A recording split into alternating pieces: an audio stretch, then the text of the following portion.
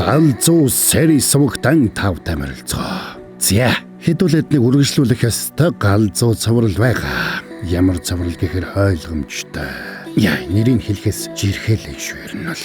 За одоо тэгэд хэлэхээс аргагүй юм чинь ойлгомжтой. If wishes could kill. Гэх энэ галзуу цоврал шүү дээ.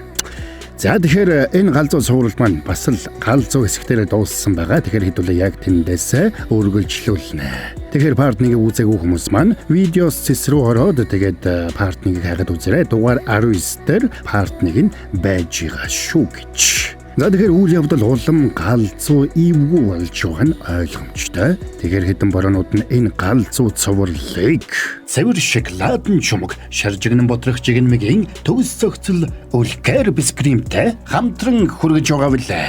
Тэгэхээр та нар маань найзтайгаа хамт үлгэр бискримийг хуваагаад идээд үзээрэй. Үнэхээр галзуу байх болно. Та нар маань тэгээд саба дараагүй бол саба адардсан бол лайк дарахтал болоо явчих юм. Бас галзуу сери сувгийг мэдэхгүй хин нэгэндээ шеэрлэж болох юм аа. За тэгээд бүгд энэ галзуу эвгүй цоврлаа үргэлжлүүлцгээе.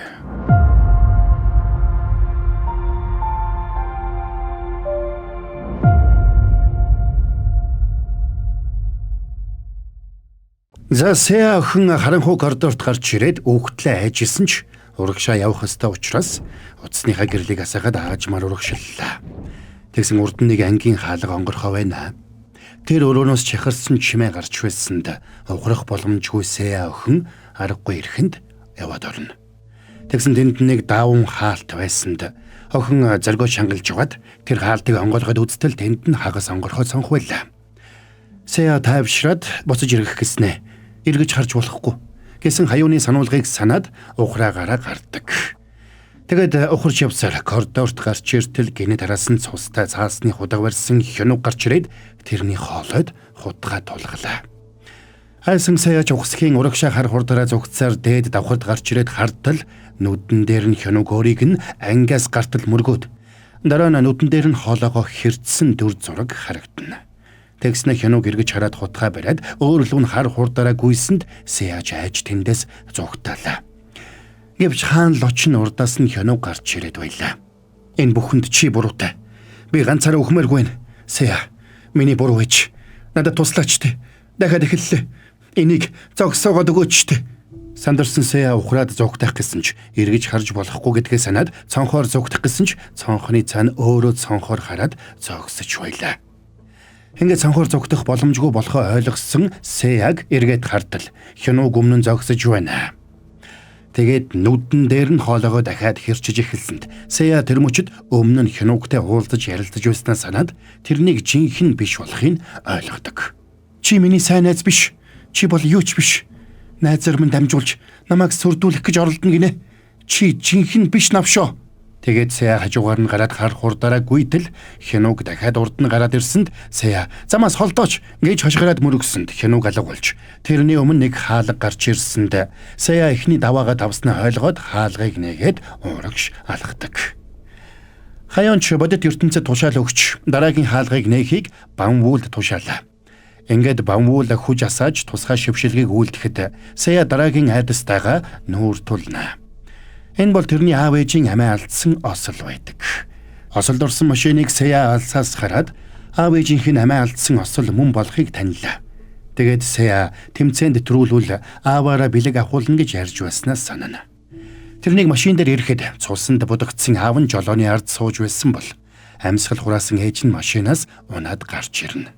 Тэгсэн ээж нь "Миний охин аавдаа битгий саад болоорой. Аав нь замаа харах хэрэгтэй" гэж хэлж байсныг сандаг. Энэ үед Сая хаалга руу явах ёстойгоо санаад ураг шалхах гэсэн ч ээж нь гинт хөлнөөс нь бариад авлаа.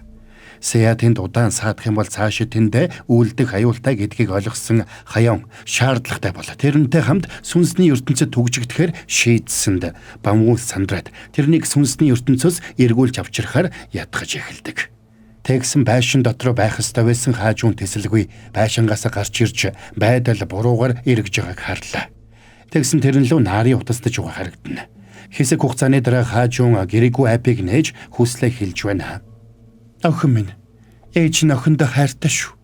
Чамайгаа том болж амжилттай сайн явахыг чинь харахыг маш их хүссэн ч чадсангүй. Аав ээж хоёрыг уучлаарай. Ээж, би тантай үлдэж чадахгүй. Уучлаарай. Чи үлдэж болохгүй. Хэрвээ чи намайг хаяад явбал би энд үрдүүлтэн. Намайг битгий орхиочтой. Сандарсан Сея хамаг хүчээрээ урдаа байсан хаалгыг нээгээд орсонд гинэд хаажун Бамвул хоёрын байсан нэг өрөөнд ухаан орлоо. Чи сайн байлаа. Сорилтыг амжилттай давж чадлаа. Зүгээр үү? За тавшир. Чамайг энэ давчирдгүй л байж. Хаюун их чи яасан? Хувцас солиод амарч байгаа. Их ядарсан. Сея, чи намайг сонсож байна уу? Чи хэн нэгнийг сонсоод байгаа мó? Энэ өрөөнд хэн нэгэн байгаа мó? Наадхандаа битгий хариулаарай. Энэ бол 3 дахь өрөө шүү. Энэ юу болоод байгаа юм бэ? Сүнсний ертөнцөөс хэн нэгэн тэрнтэй яриад байгаа болтой. Сеяг хаалгаар гарахад дагаад гараад ирсэн болтой. Намайг наа чинь байхгүй байгааг анзарч явах үсттэй. Намайг дууд гээд наад хоёртой хэлдэ. Хаюун их чиг дуудаад өгөөч. Игчтэй ярих юм байна. Болохгүй. Сүнсний ертөнцөөс ирсэн сүнснүүд хаюунтай холбоо тогтоож болохгүй. Сүнс чамайг дагаад ирсэн нь гарцааг боллоо. Тэгэхээр ийм байна. Чамайг эргэж харж болохгүй гэж хаюун хэлснийг санаж байгаа үсттэй. Хэрвээ чи эргэж харвал хаюуныг сүнснүүд харна гэдгийг чамд хэлсэн биз дээ. Тэгвэл одоо яг эсрэгээр чи эргээд хар. Тэгвэл чамайг ямар сүнс дагаж ирснийг бид харна. Болохгүй шүү. Бидхий эргэж хар. Харин одоо наад өрөөнөөс гарахыг хичээ. Ингээд Сея яхаа мэдэхгүй сандарч шийтэл гинэд хаажуу нүдэ байдгаараа нухалж эхэлнэ. Тэгснэ гинт Сея руу айсан байдалтай заалаа. Тэр хин бэ? Ард чинь байгаа хин юм бэ? Чи яагаад ингэж байгаа? Чамайг өөх гэж байгааг хараад би чиний амийг аврах гэд хүслээ хэлчихсэн юм а. Тэгэд хаажуун цаг нь гүйж эхэлсэн утсаа харуулсанд Сея айн цожирдлоо. Найзынхаа амийг аврах цорын ганц арга бол эргэж харах. Яг одоо эргээд хар. Тэгсэн Сеягийн нүдэн дээр хаажууны хуруу эргэж нүд рүүгээ хатгах гэж завдсанд Сея тэсэлгүй эргээд харсанд сүнсч хаюуныг харчихлаа. Тэгсэн хаюун Сея хоёрыг холбосон цагаан утас тасарч хаюун цусаар бөөлжж эхэлнэ. Хаюуна зүгээр үү? Тэр намайг олчлоо. Би байлдаад гарахаас замгүй боллоо. Хаалгыг дахиад нэ. Хаалга нээх юм бол чамд 3 минутын хугацаа үлдэн шүү. Тэгээд Бамвул хаалгыг нээсэнд айдас тавцсан Сея түнэр харанхуйд ганцаараа зогсож байлаа. Энэ удаад тэрний гарт цагаан биш улаан утас холбоотой болжээ. Тэр улаан утсыг дагаж цуссан шалбаг дундуур ураг шалхаж байтал гинт урд нь дүүжлүүлсэн хүмүүс унсанд Сеягийн хамар амнаас нь цус урсаж эхэлнэ. Бас тэр улаан утасны үзүүрт хамгийн анх амиа хорлсон охин зогсож байгаа харагдлаа. Аз болоход яг энэ үеэр сум харвж ирж гартай нь холбоотой байсан утсыг тас харавдаг. Сея, чи зүгээр үү? Хоёулаа тэр хаалгаар гарах ёстой шүү. Гүүгээрээ. Ингээд тэд арай ихэн хаалгаар гарсанд хоёулаа бодит ертөнцид ухаан орцголоо. Гэхдээ Сеягийн утсан дээрх цаг зогсоогүй байна.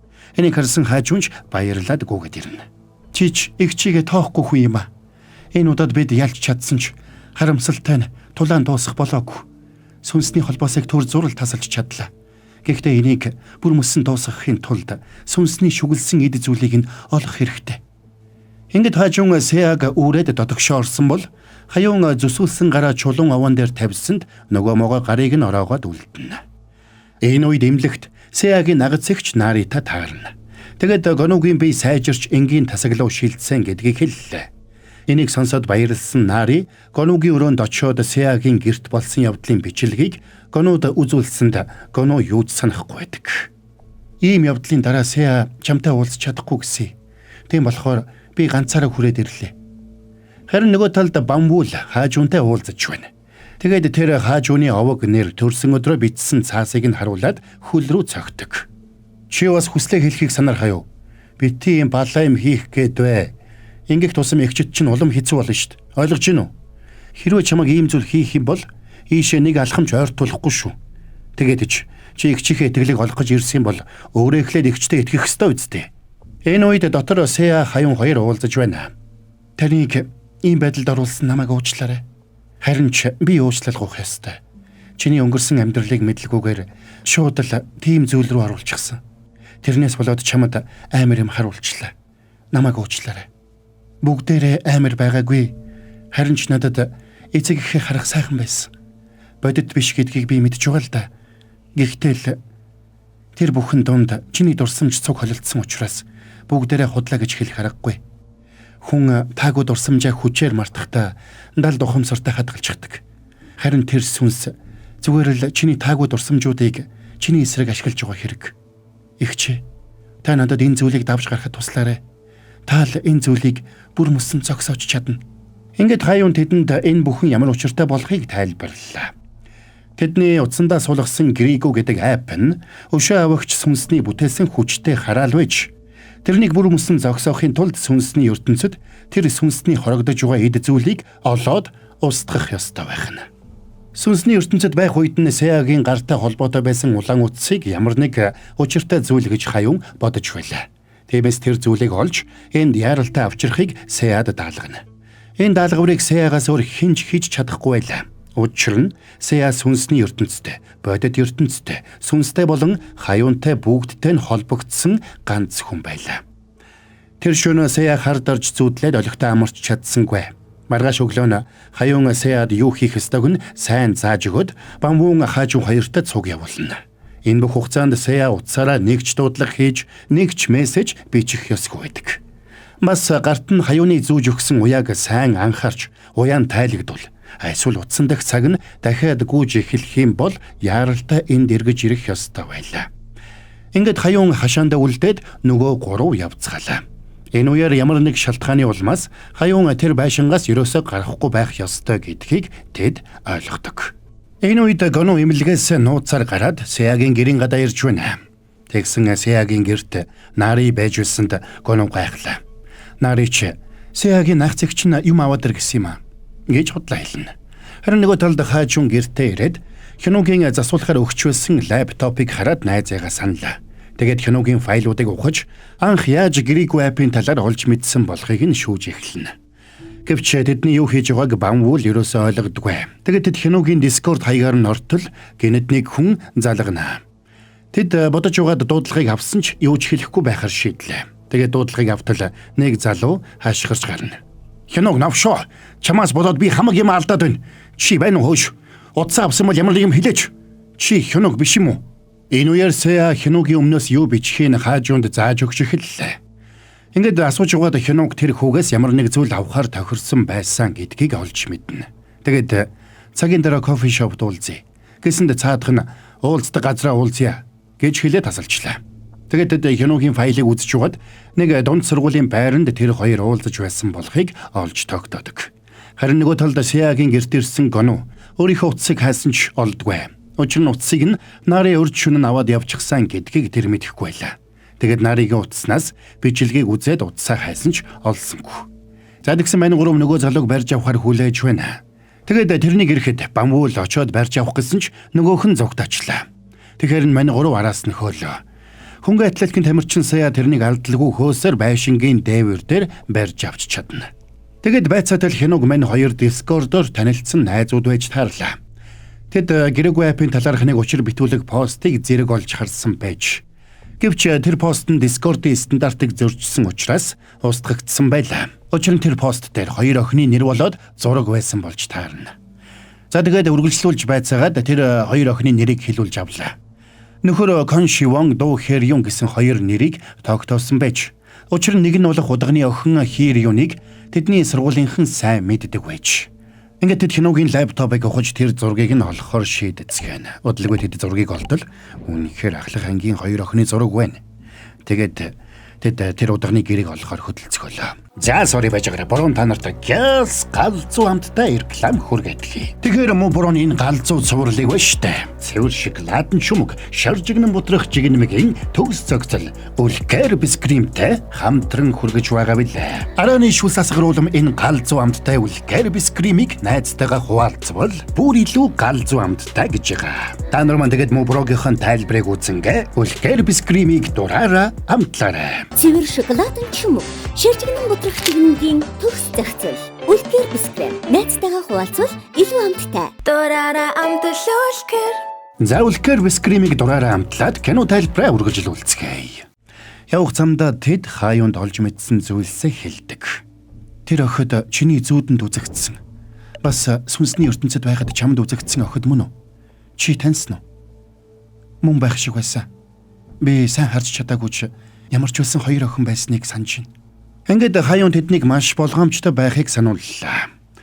Манай гурав явсаар хотын захын нэг орхигдсон байрын дүүрэгт ирцгэнэ. Тэгээд бамбуул тусгай хутгаа аваад нөгөө хоёрт ямар ч тохиолдолд ганцаараа салж явж болохгүй гэдгийг хатуу сануулдаг. Тэгээд удганы гэрийг олохоор явцгаалаа. За тэгсэн удганы гэрийг олохгүй байсараагаад орой болсон учраас тэнд байх нэг уулын оройдор гарч хараад нэг тод гэрэлтэй байшинг олж очно. Тэр нь тэр дүүргийн жижигхэн хүнсний дэлгүүр байж таарлаа. Тэр дүүргийг газарт оруулж айлуудыг нүүлгэж эхэлсэн учраас хүн цөөн амьдардаг болсон гэдгийг олж мэдцгэнэ. Тэгэд хөгшний дэлгүүрээс баахан юм худалдаж авч баярлуулж угаад удганы талаар асууж гэр нь холгүй байдгийг олж мэднэ. Удганы охин 3 жилийн өмнөөс харагдхаа болсон гэж хэлсэн ч нэрийг нь дуу хээр юм биш гэж зүтгээд байсанд манихд гайхлаа. Өөрөөр хэлэх юм бол зураг нь мөнч, нэр нь биш гэд байдаг. Тэгэд тэд нөгөө удганы герт очсонд гэр нь эзгүрч орхигдсон байрын хаалгыг нь гинжээр гинжилж гэж. Тэгэд бамбуул нөгөө хоёрыг гадаа нь үлдээгээд ганцаараа хашаанд орж шалгаад дараа нь нөгөө хоёроо дуудаж орууллаа. Тэгсэн тэр хашаанд зөвхөн бөөгийн эд зүйлс биш, буддын болоод бусад шашны эд зүйлс байсанд бамбуул тэрнийг удхан биш байжээ гэж дүгнэдэг. Тэгэд дотогш орох гэтэл бамбуулын гардах тусгай луучин чижирсэнд бамбуул тэр хоёрыг тойруулж тойрог зураад тойргоо тойруулаад давс асгаж тойргоос гарч болохгүй гэдгийг хатуу сануулна. Хэрвээ би та хоёрыг яаралтай зугтаа гэж хашгируул, эсвэл би 10 минут болоод гарч ирэхгүй бол та хоёр эндээс зугтаад машиндаа сууж хаалгаа төгжээрэй. Тэгээд хаюун лу залга. Дараа нь нар мандтал машинаасаа гарч болохгүй шүү. Ойлгов. Тэгэд бамбуул дотогшоо ороод байшинг наривчлан шалгана.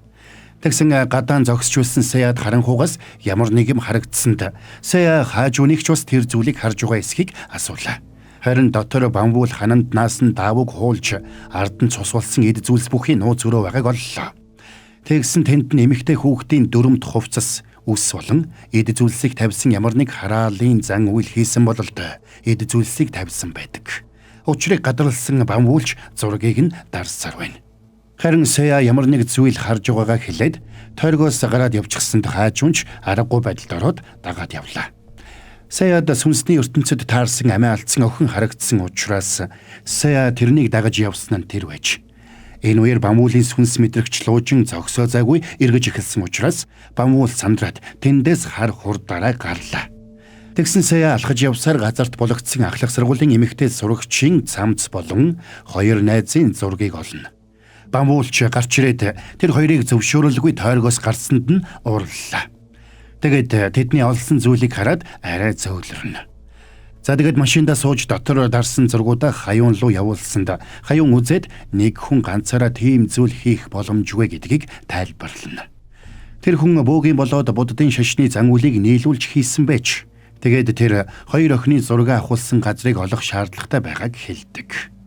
Ингээд хаажуун Греггүй апд илгээсэн бичлэгнүүдийг хаанаас аплод хийснийг олж болно гэж үзээд Хёногийн лаптопыг ухлаа. Тэгээд ап байгаа сервер рүү нэвтрэх гэсэн ч болсонгүй. Тэр мөчөд Сая дасгалжуулагч нь яг тийм сервер рүү нэвтрэх гэж сууж байсныг санаад тэд шууд дасгалжуулагчийнх нь ажлын өрөө рүү явцгаана. За тэгээд дасгалжуулагчаа явмагц хаажуун Сая хоёр сургууль руугаа орно. Тэгэд багшийнхаа компьютерээр сервер рүү нэвтэрч серверээр нь дамжаад Греггүй ап руу аплод хийсэн бичлэгнүүдийг олдог. Тэгсэн тэнд нь Наригийн хүслээ илгээсэн бичлэг байж таарлаа. Нөгөө фракцийн найзуудтайгаа шоудаж явахдаа тэр согтуугаар бичлэг хийгээд явуулсан байж. Тэгэд хүсэлдээ хоёр хүнийг үхээсэ гэж хүссэн байсны нэг нь Хёног байлаа. Тэр өдөр Нари найзуудтайгаа ярилцаж байхдаа ахлах сургуулийн хүүхдүүдийн дунд яригдаад байгаа Греггүй гэдэг апын талаар хоёр найзтайгаа ярилцсан байжээ. Хоёр найз нь өөрөөс нь насаар хамаагүй ах болох нь илэрхий. Тэгсэн тэнд цуг сууж байсан нэг найз нь Греггүй апыг азгүй амьтдын толгойг эргүүлэхийн тулд л бүтээсэн тоглоом. Жаах хүүхдүүд л энд итгэх бах гэж хэлжээ.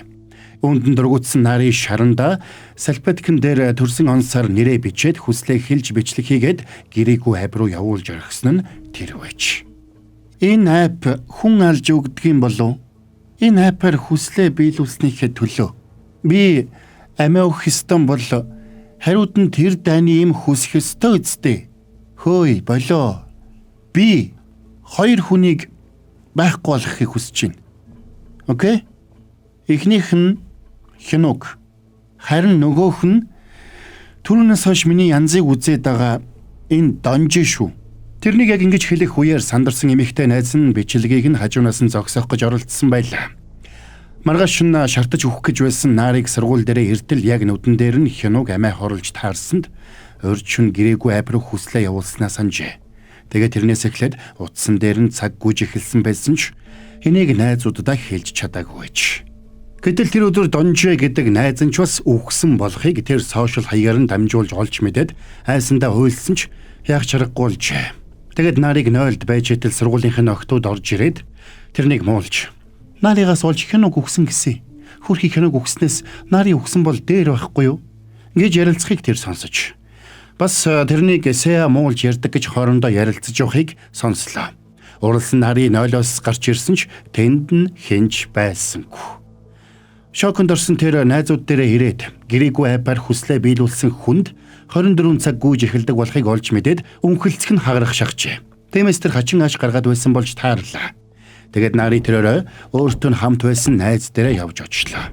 Найз нь дуудлагыг авахгүй байсан учраас тэр гаражинд нь очиод машиныхын замыг хааж угаад барьж авч гэрт нь цуг орно. Хөөе, чи яагаад уцаахгүйсэн? Донжийг би согтуу солиорч өн л гэж бодсон. Тэгсэн чи энийг анханасаа мэдчихсэн юм биш үү? Би ийм зүйл болно гэж бодоогүй. Нэрээ шүү. Донжид ийм юм болно гэж өстө бодоогүй.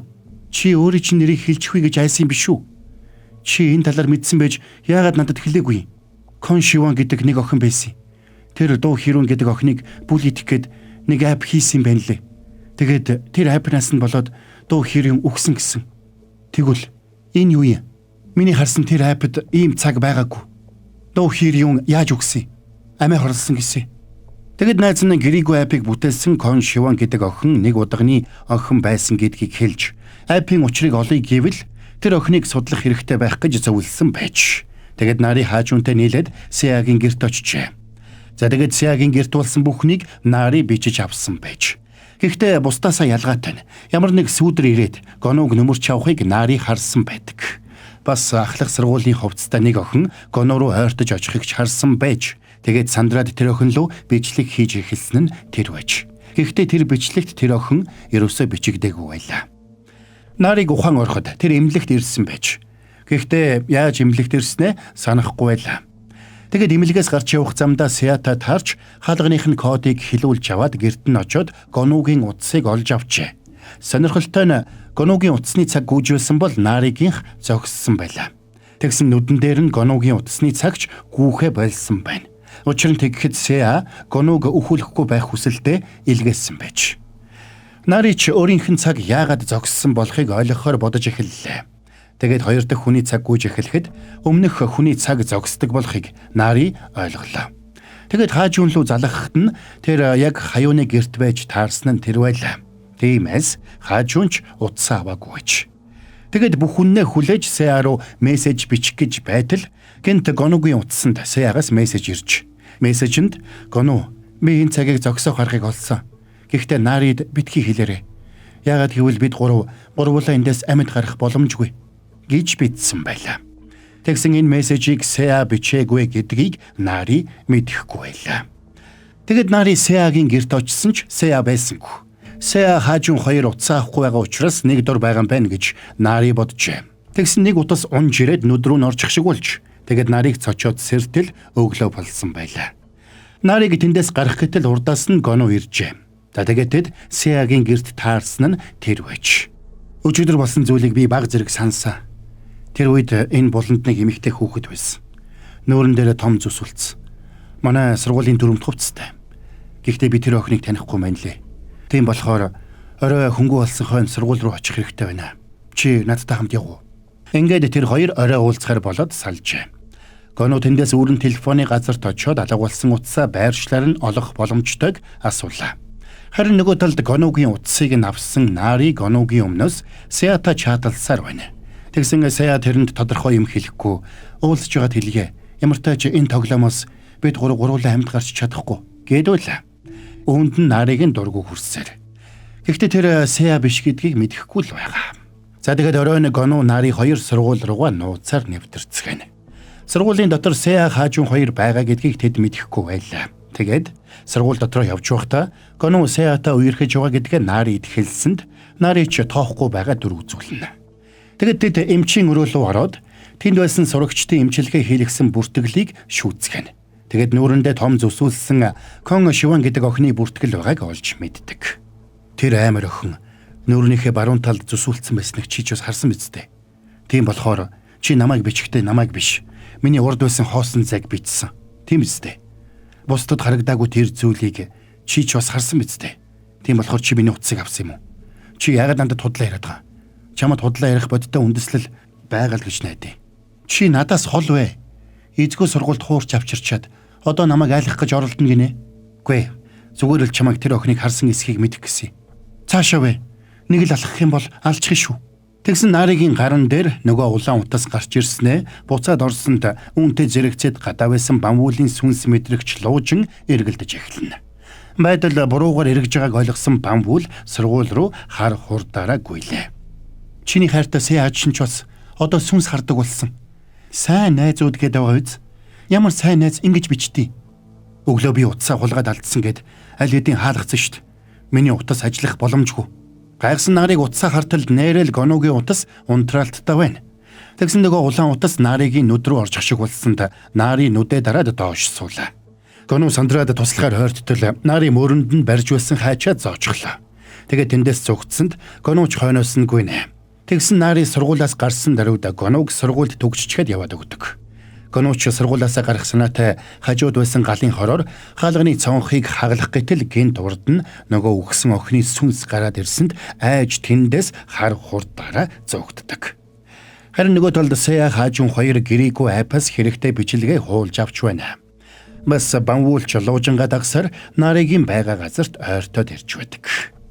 Гоно сургууль дотор нааш цааш гүйсэн ч Кон Шиваны сүнс тэрнийг дагсаар эцэст нь Гоно тэрэнд баригдаад хөдөлж чадалгүй хүсч өөрийнхөө амийг хорлохын даваан дээр бамвуул цонх хаглаад орж ирдэг. Тэгэд тэр Гоногоос түрүүнд дуудаад байсан охин хаана байгааг асууж байтал гинт хагарсан шилнүүд чичирхийлж байснаа шилний хагархаа үсэрч ирээд бамвуулийн завхинд зоогдлоо. Азаар сохирлгүй үлдсэн бамбуул завхиноосоо шилийг суглаад хартал коридорын цаанаас нэг эмэгтэй сурагч ойртож ирж байгаа харагдана. За, энд хүрээд энэ галзуу эвгүй цувралын парт 2-ын тайлбар маань дуусч байна.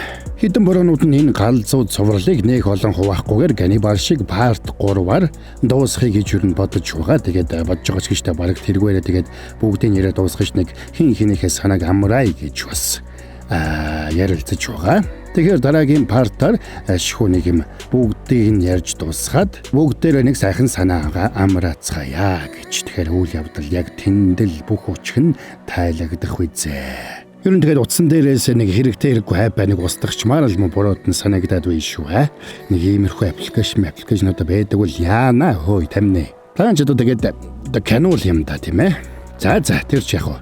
Тэгээд буруугийнхэн тайлбар ойлгомжтой байж таалагдаж байгаа гэж найдаж байна. Таалагдаж байгаа бол та нар маань we need final part гэсэн комментиг үлдээгээрэй. За тэгээд буруу энэ галзуу цувралыг цэвэр шоколадын шумг шаржигнан бутрах жигнэмгийн төгс цогцол үлгэр бискримтэй хамтран хүргэлээ. Найзтайгаа хуваалцвал илүү галзуу амтагдах үлгэр бискримийг та нар маань тэгээд дураараа амталцгаагаарай. Та нар маань тэгээд яхаа мэдж байгаа саба дараагүй бол саба дардсан бол лайк дарахтал болоо явчих байгаа юм. Бас галзуу сери сувгийг бидэхгүй хэн нэгэндээ шеэрлээрэй. За тэгээд хэдүүлээ дараагийн бас нэгэн галзуу цувралынхаа тайлбараар эргээд уулзцгаая. Тэр болтол та нар маань нэг төвчээр дахин шиг хүлээцгээж байгаарай гэж. Гэтэ буруу нэг амар удаан хүлээлэхгүй. За тэгээд түр баяртай манайхан.